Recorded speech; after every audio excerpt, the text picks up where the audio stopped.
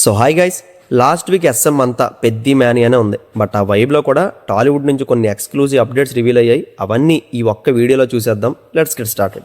First news వచ్చి మంజుల boys movie తీసిన director Chidambaram నుంచి బాలన్ అనే తన నెక్స్ట్ ఫ్లిక్ ట్రైలర్ రిలీజ్ అయింది. చాలామంది దీన్ని చూసుండ్రు, ఒకసారి వెళ్ళి చూడండి.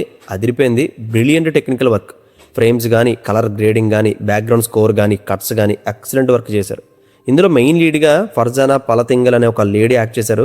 ఆమెకి ఇది డెబ్యూ ఫిలిం అంట. ఆమె ఎక్స్ప్రెషన్స్ చాలా స్కేరీగా అనిపించాయి. ఈవెన్ నా చిన్నపిల్లడు కూడా డెబ్యూ ఫిలిం అంటే ఇది. సైకలాజికల్ థ్రిల్లర్ అండ్ మిస్టరీ జానర్లో ఉన్న ఈ మూవీ జస్ట్ ఒకే ఒక ట్రైలర్తో అటెన్షన్ లాగేసుకుంది. నేనైతే ఏగర్లు ఎక్సైటెడ్. ఇందులో టొవినో థామస్ కూడా వన్ ఇంట్రెస్టింగ్ రోల్ చేశారు. కానీ ఇక్కడ ఒక ఇష్యూ ఉంది. ట్రైలర్ని తెలుగులో చూస్తే మాత్రం దొబ్బులు ఎట్టుకుంటారు మీరు. ఎందుకంటే డబ్బింగ్ని ఏఐతో క్రియేట్ చేసినట్టున్నారు. పరమ చండాలంగా ఉంది. ఇలానే సినిమాలు కూడా ఉంటే మాత్రం ఎక్స్పీరియన్స్ మొత్తం పోతుంది. తెలుగు ఆడియన్స్ని ఎంత గ్రాంటెడ్గా తీసుకుని ఉంటే ఇలాంటి రెస్పెక్ట్ ఇస్తారు మనకి. ఒకసారి ట్రైలర్ చూసి మీరు కూడా దొబ్బులు పెట్టుకోండి. నెక్స్ట్ న్యూస్, మన అఖిల గారి లెనిన్ మూవీ నుంచి ఇప్పటివరకు బోల్డ్ అంత స్టఫ్ రిలీజ్ అయింది. కానీ అవి ఏమి ఇవ్వని హైప్ని సోల్ ఆఫ్ లెనిన్ అని ఒక థీమ్ సాంగ్ ఇచ్చింది. రీసెంట్గా ఇది రిలీజ్ అయింది. తమనన్న మంచి డ్యూటీ చేశారు, బాగా నచ్చింది నాకు. అది చూస్తే అఖిల గారి హిట్ కొట్టేస్తారేమో అని డౌట్ రేజ్ అయింది. అదే జరిగితే అఖిల గారి లైఫ్లో బిగ్గెస్ట్ అచీవ్మెంట్ ఇది. ఎందుకంటే హోప్స్ అని లెనిన్ మీద పెట్టుకున్నారు. ఆయన అంటే ఒక టాలీవుడ్లో ఉన్నాడని గుర్తించాలంటే లెనిన్ హిట్ కొట్టాల్సిందే. ఇది June 26 రిలీజ్ అవుతుంది. వెయిటింగ్ ఫర్ అఖిల గారి కంబ్యాక్. నెక్స్ట్ వచ్చి పూరి జగన్నాథ్ గారి next flick slum dog 33 temple road, అదే విజయ్ సేతుపతి గారితో చేస్తున్న మూవీ టీజర్ June 8 ఈవినింగ్ 6కి రిలీజ్ అవుతుంది. ఈ సినిమాతో అయినా పూరి గారి కంబ్యాక్ అవ్వాలని డీప్ విషింగ్. రీసెంట్గా రాజమౌళి గారి ఫాదర్ విజేంద్ర ప్రసాద్ గారు కూడా ఈ స్టోరీ విన్నారంట. మరి ఏమైనా టిప్స్ ఇచ్చారో లేదో తెలియదు, కానీ సినిమా మాత్రం బాగుంటుంది, పూరి హిట్ కొడతారని చెప్పారు ఆయన. అసలు దాని అబ్బారం ఏంటో తెలియాలంటే మండే రిలీజ్ అయ్యే టీజర్తో కొంచెం ఒపీనియన్ వచ్చేస్తుంది మనకి. చూద్దాం. ఈ టీజర్కి సేతుపతి గారి డబ్బింగ్ కూడా ఫినిష్ అయింది. నెక్స్ట్ వచ్చి నాకు ఎప్పటి నుండో ఒక డౌట్ ఉంది. తమిళ వాళ్ళు వాళ్ళ సినిమాలు తప్పితే మిగతా సినిమాలు దేకని కూడా దేకరు. అక్కడ ఆడిన మన సినిమాలు వేల మీద లెక్క పెట్టచ్చు. మనం ఎంత ప్రమోట్ చేసుకున్నా కూడా మనకి వాళ్ళు చిల్లర ఇస్తారు. మరి ఆ చిల్లర కోసం మనం డబ్ చేసి అక్కడికి వెళ్ళి ప్రమోట్ చేసుకోవడం ఇవన్నీ అవసరమా? ఇప్పుడు అక్కడ రిలీజ్ చేయకపోతే వచ్చే నష్టమే ఉంటుంది. మనం ఎంత పెద్ద ఈవెంట్ ఫిల్మ్ తీసినా వాళ్ళు దేకరు. 1000 కోట్లు కొట్టిన కలికి అక్కడ 40 కోట్లే కలెక్ట్ చేసింది. ఎంతకన్నా ఏం చెప్తాం? మనం మాత్రం వాళ్ళ సినిమాలు వచ్చిందంటే గొడ్డలు చింపేసుకుంటాం. వాళ్ళల్లో ఉన్న యూనిటీలో సగం కూడా మనలో ఉండదు. మనం సినిమా పిచ్చోళ్ళు, వాళ్ళు వాళ్ళ హీరోలు పిచ్చోళ్ళు, అంతే తేడా. ఎనీవేస్, నేనైతే తమిళ్ లాంగ్వేజ్ రిలీజ్ చేయడం మొత్తానికి ఆపేస్తే బెటర్ అనుకుంటా. ఒకసారి వాళ్ళకు కూడా తెలుస్తుందని. మరి మీరేమనుకుంటున్నారో కమెంట్ చేయండి. నెక్స్ట్ న్యూస్, మన రవణ కంబ్యాక్ కోసం ఎదురు చూస్తున్న ఫ్యాన్స్ అందరూ హోప్స్ పెట్టుకున్న ఒకే ఒక్క మూవీ ఇరుముడి. రీసెంట్గా దీని నుంచి గ్లిమ్స్ రిలీజ్ అయింది. ఫాదర్ అండ్ డాటర్ ఎమోషన్, స్వామిమాల, లాస్ట్లో అన్ఎక్స్పెక్టెడ్ వైలెన్స్, డైలాగ్స్ ఏమీ లేవు, కానీ జస్ట్ వాళ్ళ ప్రపంచాన్ని ఇంట్రడ్యూస్ చేయాలనుకున్నారు. దీని అంతటినీ జీవి ప్రకాష్ గారు ఆర్ఆర్ చాలా ప్లెజెంట్గా చూపించింది. బట్ రిలీజ్ డేట్ ఇంకా అనౌన్స్ చేయడం కొంచెం డిసప్పాయింట్ చేసింది.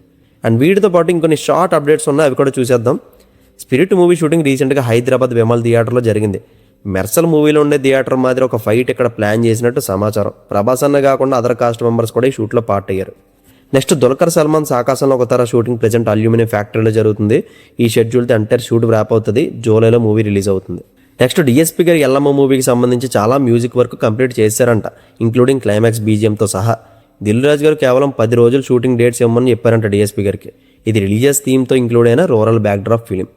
నెక్స్ట్, మన రౌడీ బాయ్ విజయ్ దేవరకొండ గారి రణబాలి మూవీ షూటింగ్ 90% కంప్లీట్ అయిపోయింది. ఈ 90% షూట్ చేయడానికి 100 డేస్ తీసుకున్నారు. ఇది September 11 రిలీజ్ అవుతుంది. నెక్స్ట్, మన ర్యాపో డైరెక్టర్ కమ్ హీరోగా చేస్తున్న సైకలాజికల్ థ్రిల్లర్కి నేషనల్ అవార్డు విన్నర్ సినిమాటోగ్రాఫర్ తిరుని తీసుకోబోతున్నారు. నెక్స్ట్, జననాయకన్ ఫిల్మ్ జూన్లో రిలీజ్ అవుతుందని ఎక్స్పెక్ట్ చేస్తే మళ్ళీ దెబ్బపడింది. సెన్సార్ క్లియరెన్స్ స్టిల్ పెండింగ్లో ఉంది కాబట్టి జూన్ రిలీజ్ అయ్యే ఛాన్సే లేదు. నెక్స్ట్, అనిల్ రావుపూడి, వెంకీ మామ, కళ్యాణ్ రామ్ గారి మూవీ షూటింగ్ June 22 నుంచి స్టార్ట్ అవుతుంది. ఫస్ట్ కళ్యాణ్ రామ్ అండ్ కృతి శెట్టి గారిపై సీన్స్ తీస్తారు. తర్వాత జూలై ఆర్ ఆగస్టులో వెంకీ ఎంటర్ అవుతారు.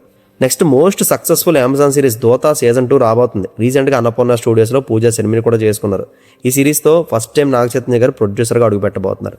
నెక్స్ట్, మొత్తానికి సూర్య గారి కరుపు మూవీ 300 కోట్లు గ్రాస్ క్లబ్లో అడుగుపెట్టింది. ఓన్లీ తమిళనాడులోనే 150 కోట్లు గ్రాస్ క్రాస్ చేసింది. ఇది ఈ తమిళ వాళ్ళకి అడ్వాంటేజ్ ఏంటంటే ఓవర్సీస్ మార్కెట్ చాలా స్ట్రాంగ్ ఉంటుంది. నెక్స్ట్ న్యూస్, పాపం హిరణ్యకశ్యప మూవీని గుణశేఖర్ గారు తీస్తారని ఎప్పుడో చెప్పారు.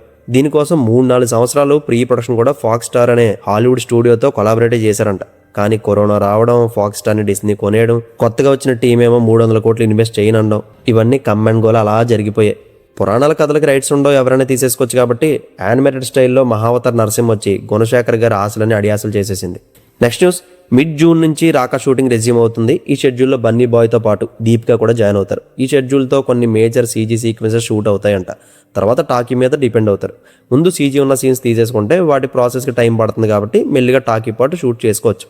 నాకు తెలిసి 2027లోని ఇది వస్తుందో లేదో డౌటే, ఎందుకంటే పోస్ట్ ప్రొడక్షన్కి 1 year పైన టైం పడుతుంది. నెక్స్ట్ ద ప్యారడైజ్ మూవీకి ఉన్న చిన్న బజ్ ఏంటంటే శ్రీకాంత్ వదులు గారు తన నెక్స్ట్ తీయబోయే చిరంజీవి గారి మూవీకి ఈ ప్యారడైజ్కి స్టోరీ కనెక్షన్ ఉంటుంది అంటున్నారు. అంతేకాదు ప్యారడైజ్ సీక్వెల్ కూడా వచ్చే ఛాన్స్ ఉందని ఈ న్యూస్ ఎస్ఎంలో రీసెంట్గా సర్క్యులేట్ అవుతుంది. నెక్స్ట్ మలయాళం ప్రేమలు 2 మూవీ స్క్రిప్టింగ్ ఇష్యూస్ వల్ల సెలవైపోయింది. నెక్స్ట్ ఇప్పుడు చేస్తున్న కాంచనా 4 అదే మునీ 5 ఫ్రాంచైజీని ఈ సినిమాతో ఆపేయబోతున్నారు రాఘవ లారెన్స్. సో ఈ కాంచనా 4 మునీ ఫ్రాంచైజీ నుంచి రాబోయే లాస్ట్ ఫిలిం. ఇంకా లాస్ట్ న్యూస్ వచ్చి ఫస్ట్ షో నుంచి మిక్స్డ్ టాక్ వచ్చిన రివ్యూవర్స్ అందరూ వేసుకున్న యాంటీ ఫ్యాన్స్ నెగిటివ్ స్ప్రెడ్ చేయాలని చూసిన అవన్నీ తట్టుకొని చాలా స్ట్రాంగ్గా నిలబడింది పెద్ది. మొదట్లో ఒక్కొక్కలా మాట్లాడి సినిమాని చంపేద్దామని ప్లాన్ వేసినా కూడా న్యూట్రల్ ఆడియన్స్ చరణ్ గారు పడ్డ కష్టాన్ని గుర్తించి చాలా స్ట్రాంగ్ హోల్డ్ ఇచ్చారు. అందుకే వీకెండ్ కల్లా ఇది 70% రికవరీలోకి వెళ్ళబోతుంది.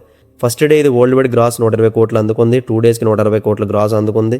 షేర్ వచ్చేమో 100 కోట్లు ప్లస్ టచ్ చేసింది. ఇంకా 120 కోట్లు షేర్ కలెక్ట్ చేయాలి. ఐ థింక్ ఫైనల్ రన్లో 30 కోట్లు లాస్ అయినా మిగిల్చేస్తుంది అనుకుంటున్నా. చూద్దాం ఎంతవరకు లాగుతుందో. యాక్చువల్గా దేవరా ఓజీకి అమ్మినట్టు 170-180 కోట్లకి థియేటర్ రైట్స్ అమ్మేసి ఉంటే పెద్ద ఈజీ బ్రేక్ అని అయిపోదును. కానీ అత్యాసపడో ఏంటో తెలియదు కానీ 220 కోట్లకి అమ్మారు. చాలా హ్యూజ్ అమౌంట్ అది. దట్టు ఈవెంట్ ఫిలిం కూడా కాదు, స్టార్ డైరెక్టర్ కూడా లేడు, అందులోనూ ఓల్డ్ బిల్డింగ్లు గట్ట ఏమీ ఉండవు. ఇందులో ఒక కమర్షియల్ కంటెంట్ అంతే. సో ఇదంతా రామ్ చరణ్ గారి పుల్ మీద డిపెండ్ అవ్వాల్సి వచ్చింది. అది ముందే మేకర్స్ చూసుకొని 170 or 180కి అమ్మేసి ఉంటే బాగుందును. గేమ్ చేంజర్ కూడా ఇదే తప్పు చేశారు దిల్ రాజు గారు.